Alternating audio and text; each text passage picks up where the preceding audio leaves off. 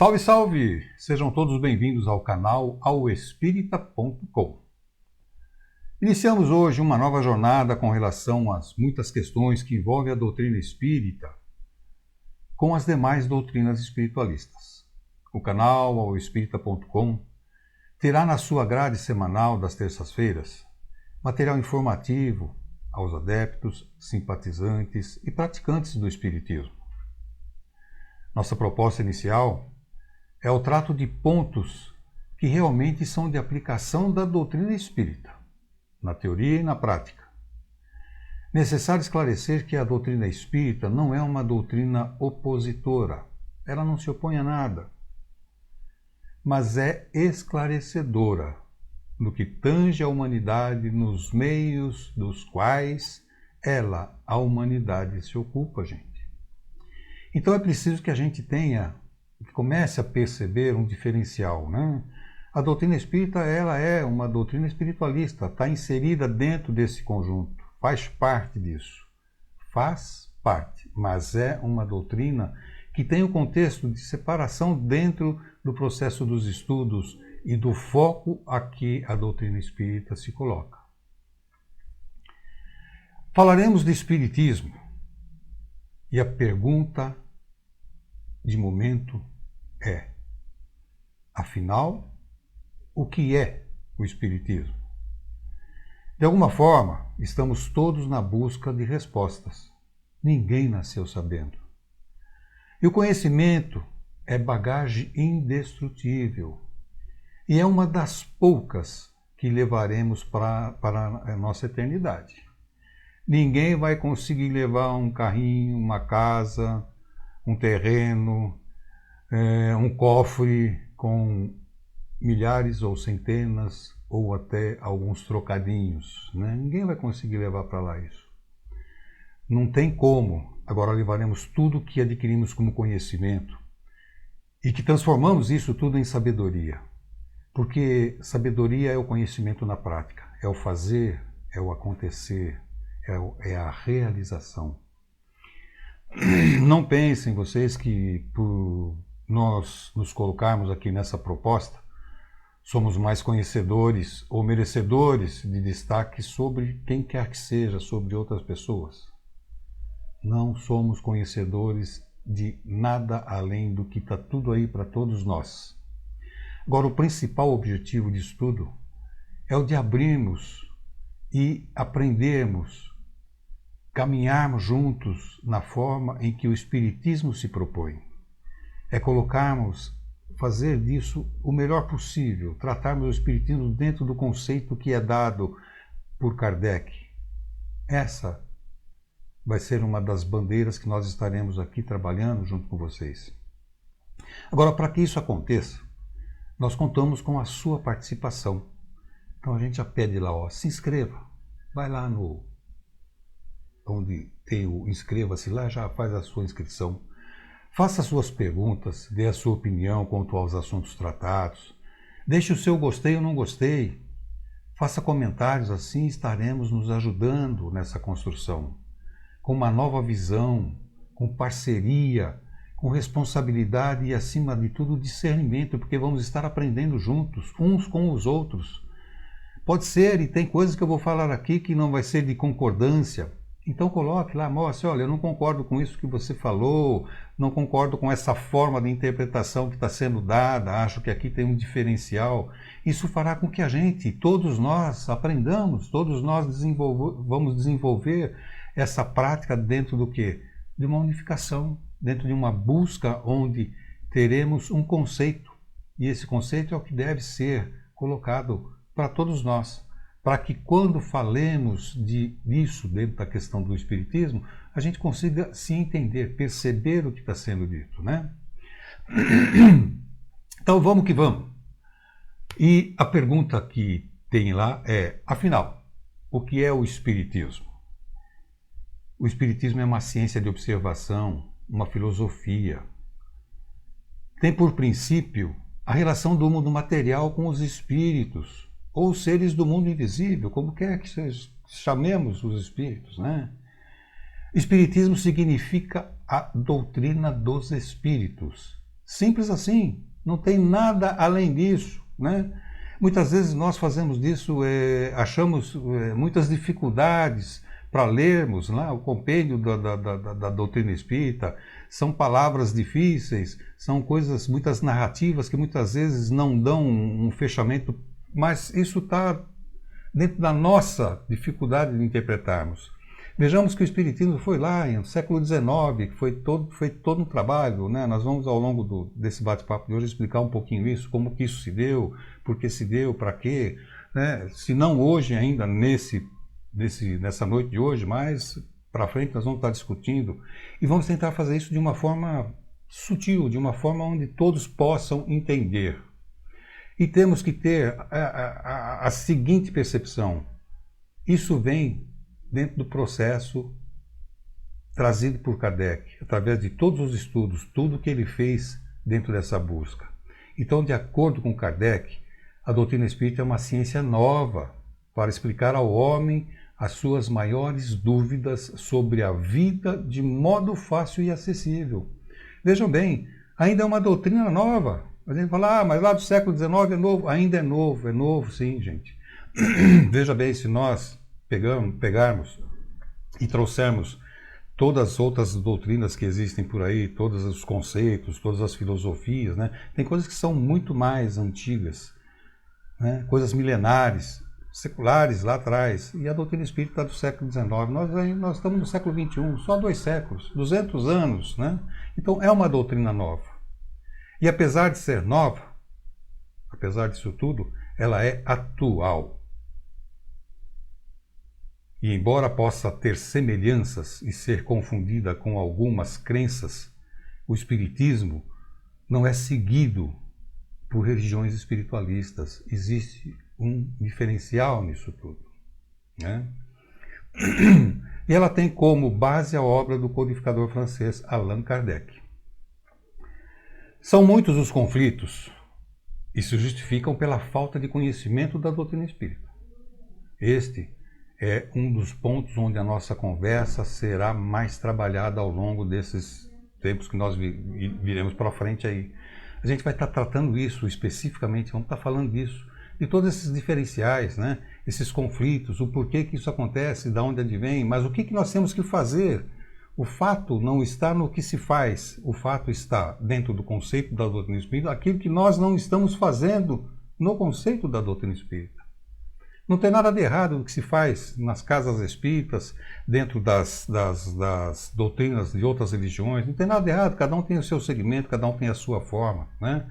O problema que nós estamos trazendo é aquilo que não está sendo feito dentro das casas que se dizem espíritas, né?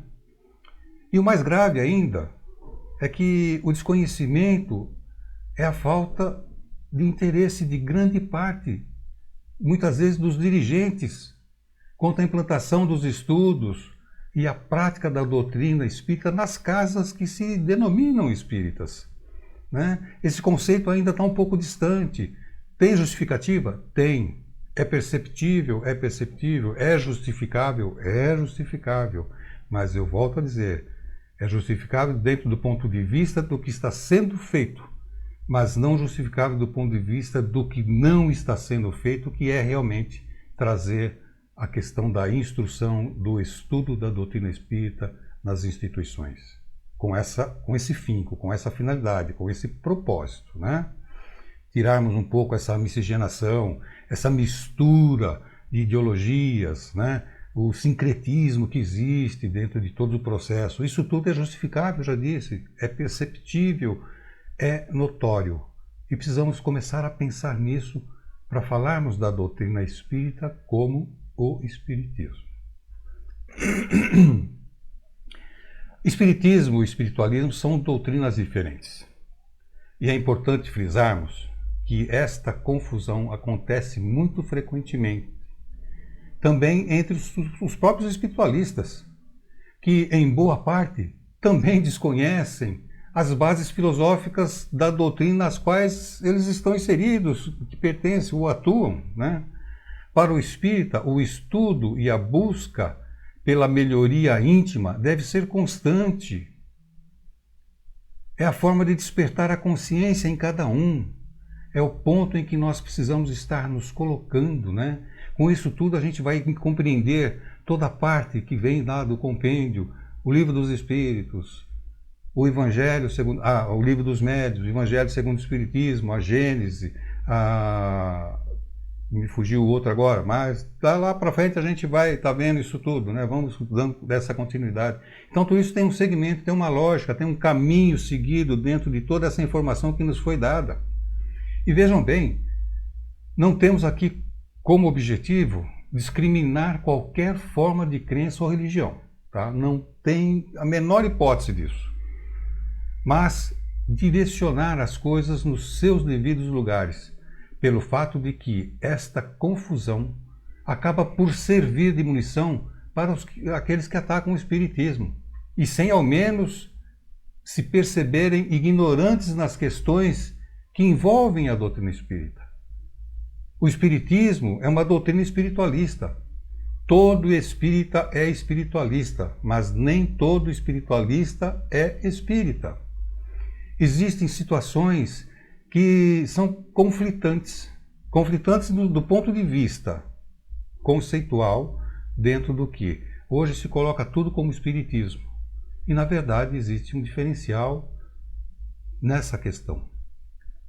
Cabe, nesse caso, a explicação de que muitos dos trabalhadores em atividade nas casas espíritas migraram de outras religiões, onde os dogmas e os conceitos se enquadram no sincretismo religioso, que distorce o propósito da doutrina espírita, aos que dela se valem sem o estudo aprofundado, e se dá pela crença às divindades, mitos e ídolos, pensamento este criado pela carência humana quanto ao conhecimento de si mesmo. Então, muitas vezes, a gente vê isso no dia a dia, a gente pratica isso, né, sem perceber. Eu digo que, às vezes, tem alguma confusão material no processo. A gente está com os olhos para fora e, com isso, a gente está olhando para fora, olhando os outros e deixando de se ver a si mesmo, né, de se interiorizar, de buscar, dentro desse processo, perceber quem sou eu, o que sou eu e o que faço nesse mundo. Como é que nós estamos dentro desse processo? As questões da doutrina espírita, de forma introdutória que eu digo que nós estamos começando, vamos tentar fazer, né, numa sequência, trazer dentro do lado da curiosidade, dentro do lado da lógica, dentro do lado do conceito religioso, científico, filosófico. A gente vai tentar trazer isso tudo de uma forma abrangente, de uma forma assim mais suave, né? Porque para pegar o Livro dos Espíritos e ler é difícil, é incompreensível, né? Então, nosso trabalho aqui vai ter um pouquinho disso daí. Por isso que a gente conta com vocês, da participação de vocês, que vocês dê o pitico lá, olha, não concordo com isso não, você falou bobagem aí, e a gente vai trabalhar isso. E veja bem, eu posso vir aqui e estar falando muita bobagem mesmo, mas me provem isso, me coloquem isso realmente. Não, isso que você fala não tem nada a ver, está tudo errado. Aí a coisa começa a ter sentido, para mim e para todos nós, né? No contexto científico, filosófico, religioso, ou seja, a gente vai buscar linkar ao máximo possível as questões que envolvem a criação universal. Na sua natureza religiosa, o conceito de Deus não constituído à imagem e semelhança do homem, mas como a inteligência suprema, causa primária de todas as coisas. Então vejam bem, na questão religiosa a gente já tem aí um estudo que dá para fazer muito profundamente. Entendemos isso daí, a questão Deus, como é que, né? Quem é Deus, o que é Deus? Né? A pergunta certa, o que é Deus? Na sua natureza filosófica, nós tentaremos despertar o conhecimento de si, a vivência no meio, ou seja, na sua natureza filosófica, o Espiritismo nos traz esse despertamento, o conhecimento de si, a vivência de cada um de nós no meio. O que nós estamos fazendo nesse planeta, nessa cidade, nesse bairro, nessa casa, com os nossos filhos, com os nossos parentes, enfim, qual é esse envolvimento, como isso se dá, como é que o meio, né, traduz, ou como é que o meio me traz formas de eu me perceber dentro disso tudo. Na natureza científica, na criação dos mundos e moradas que constituem o universo. Aí a gente fala da ciência, nós estamos num planeta chamado planeta Terra. Ao nosso redor existem outros planetas, astros. Então a gente vai tentar fazer disso tudo, né? Trazendo dentro de fatos, curiosidades, né? Vamos apresentar dicas de literatura, crônicas, releases aí de uma forma geral. Então vamos abordar também o engajamento das casas espíritas com o movimento espírita, de uma forma geral. A falta de atenção com o jovem e a criança no meio espírita. Parece que cada vez mais isso está sendo deixado de lado. A juventude hoje parece que está cada vez mais sem rumo.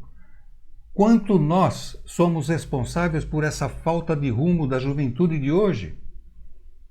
É fácil apontar o dedo a eles e dizer são inconsequentes, são bandidinhos, são isso, são aquilo, mas o porquê? O que fizemos para que isso não ocorresse? Se houveram dentro de todos esses tempos, né, colocações ou falta de colocações de direcionamento a eles, o que nós estamos fazendo? E aí eu trago sim, dentro da questão da doutrina espírita, nós como espíritas, o que estamos fazendo para essa juventude, o que estamos fazendo para essas crianças, né? Eu tenho a impressão, e vou trazer estatísticas mais para frente, de que o espiritismo está perdendo cada vez mais adeptos. Por quê? Porque essa lógica ela não está funcionando para nós, né? De repente apareceu uma pandemia aí, onde que todo mundo resolveu se esconder, fugir da realidade, ou pelo menos tentar entender o que está acontecendo e se preservar. Não, eu tenho que me preservar, tenho que estar fechado num universo onde eu esteja protegido de tudo e de todos. Que relação humana está havendo nisso? Qual a condição que nós temos como ponto de observação? Então, a necessidade de campanhas para adequação, integração do jovem no movimento espírita, né? Muitas casas espíritas, em não observando estas questões, estarão fadadas a pouco tempo estarem trabalhando só com desencarnado. Não vai ter mais encarnado dentro da casa espírita. Por quê? Não está tendo renovação, não está tendo nada que faça com que isso venha, né, manter ou modificar o processo que está aí. Então nós estamos meio que alheios, né? Não trataremos essas questões como crítica pela crítica, não. Isso é um alerta para que não se vê em muitas casas espíritas. Não está acontecendo isso, gente. Tem muitas casas espíritas por aí que estão vinculadas só ao trabalho dentro do processo da espiritualidade. É válido? É, mas não é só isso. Tem mais coisas que precisam ser feitas. Gente, depois desse resumo do que é a nossa proposta, vamos começar fazendo uma breve narrativa de como isso tudo começou. Mesmo porque nem todos que nos acompanham têm essa visão. Tudo começa quando Hippolyte Léon Denisard Rivail, com o pseudônimo de Allan Kardec, na época interessada pelo estudo do magnetismo, foi procurado para ajudar na observação de um fenômeno que agitava a França no século XIX. E a observação e análise metódica resultou na publicação de obras que compõem a codificação espírita, sendo o Livro dos Espíritos, publicado em 18 de abril de 1857. O Livro dos Médiuns, publicado em 15 de janeiro de 1861. O Evangelho segundo o Espiritismo, publicado em 15 de abril de 1864. O Céu e o Inferno, publicado em 1º de agosto de 1865. A Gênese, os Milagres e as Predições segundo o Espiritismo, publicado em 6 de janeiro de 1868. Então vejam bem, tem todo um segmento aí da questão da ciência, da filosofia, da religião e a religiosidade como um todo. Então, aos que desejarem saber mais sobre Allan Kardec, né, existe farta literatura aí de fácil acesso, bastando para isso perguntar aí nos sites de busca. Não é o foco aqui, não vou abrir aqui, passar biografia, nada de Kardec, não precisa. Quem quiser saber, vai lá, tiver interesse, começar a despertar esse conhecimento, vai lá dentro do site de busca aí, pergunta lá quem é Allan Kardec. Agora, um outro assunto que a gente vai trazer. Como o Espiritismo se popularizou no Brasil. Em 1860, Casimir Litou, um professor francês exilado no Brasil pelo regime de Napoleão III, que era conhecedor das obras de Kardec na França, traduziu pela primeira vez uma obra espírita do codificador. E os tempos são chegados. Ainda na década de 1860, Teles de Menezes fundou o primeiro centro espírita no Brasil, o Grupo Familiar do Espiritismo, localizado na Bahia. Iniciou a publicação da primeira revista espírita brasileira, O Eco do Além-Túmulo. Somente anos depois, em 1946, quando a Constituição brasileira garantiu a liberdade religiosa no país, o Espiritismo passou a ser difundido abertamente. Para a próxima semana, além dos pontos diretos sobre questões doutrinárias, traremos outros pontos mais. Curiosidades, dados estatísticos, de como caminha o movimento espírita hoje, a movimentação do número de adeptos, simpatizantes, em função de uma possível falta de ação das instituições. Parece que está tendo um retrocesso. Então a gente vai finalizando esse bate-papo de hoje, agradecendo a você que nos acompanhou, que nos deu a possibilidade de estarmos aqui aprendendo, desenvolvendo, e eu digo de coração, gente, com o sentimento aflorado. Isso me traz uma satisfação muito grande. Há muito tempo sempre procurei me envolver mais e levar mais essa questão avante. Mas pelas dificuldades, tanto materiais como de conhecimento, enfim, não nos permitiram. Hoje está sendo possível isso e eu pretendo levar isso a afinco. Quero me colocar dentro desse caminho e chamar vocês, venham comigo. O máximo que nós vamos fazer é aprender algo de bom, de produtivo, onde a nossa moral, a nossa condição ética, a nossa condição de buscarmos ser cada vez melhores, e esse ser cada vez melhores não é em relação ao outro, mas em relação a nós mesmos. Precisamos nos colocar dentro desse processo de caminhar para o alto, para cima e para frente. Então eu agradeço a você que nos acompanhou aqui. E peço, inscreva-se no nosso canal. Ative lá o sininho. Deixe o seu gostei, ou não gostei também. Faça o seu comentário, traga perguntas. Nos dê a oportunidade de fazermos por cada um de nós, auxiliados por cada um de nós. Então sejamos hoje, dentro dessa visão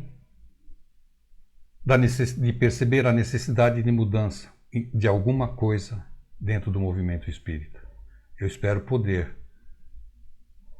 levar isso avante da minha parte, porque tenho isso como um objetivo há muito tempo.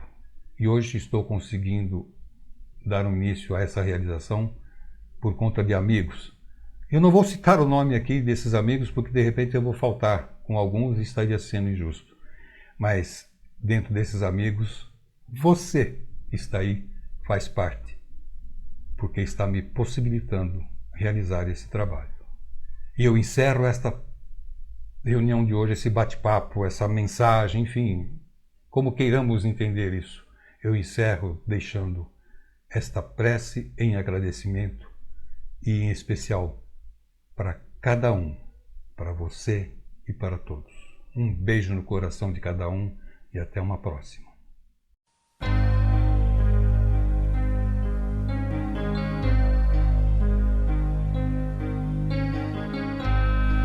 Senhor, Fazei de mim um instrumento da vossa paz. Onde haja ódio, consenti que eu semeie o amor. Perdão onde haja injúria, fé onde haja dúvida, verdade onde haja mentira, esperança onde haja desespero, luz onde haja as trevas, união onde haja discórdia e alegria onde haja tristeza. Ó Divino Mestre, permiti que eu não procure tanto ser consolado quanto consolar, compreendido quanto compreender, amado quanto amar. Porque é dando que recebemos, perdoando é que somos perdoados, e morrendo é que nascemos para a vida eterna.